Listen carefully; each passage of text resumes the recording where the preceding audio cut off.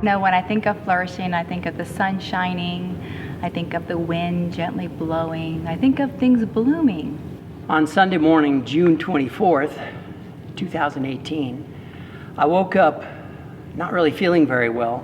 In fact, feeling like the world was spinning and I probably was going to throw up. So I tried sitting up in the bed and closing my eyes and letting some time go by to see if it would pass. When your husband wakes you up from a deep sleep and says he has to go to the bathroom, and in your mind you're thinking, you know where the bathroom is, go take care of your business, and why are you waking me up? And then he replies, I can't see.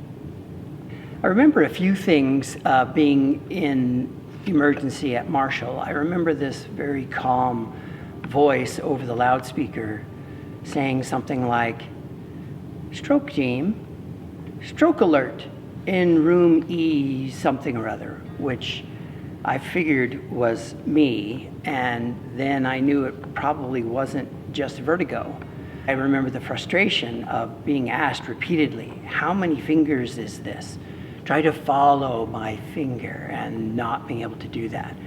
And there was this sort of a rising fear that my eyes weren't really ever going to work right again.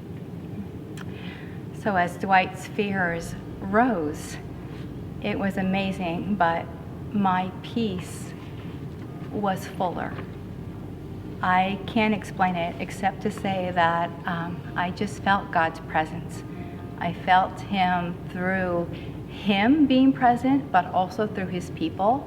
And even though my husband's eyes were like marbles and just going every which way, and he was unable to follow the doctor's fingers, unable to focus, I just felt like God's got this.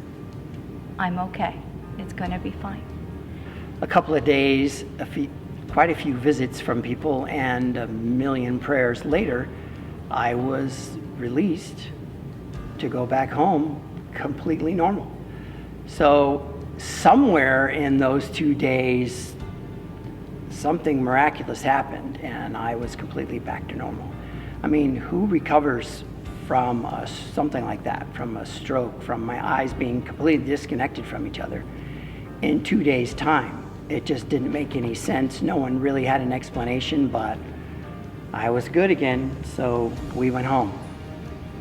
It was a flourishing moment. It was like Nick said earlier, that it's like going from a desert into the garden, but having God's presence every step of the way.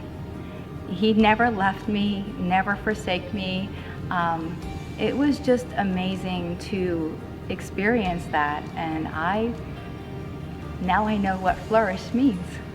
So that gave me a whole new appreciation for the value of life each day, for the gift that is, for the presence of the Spirit in my life and the work that He's always doing.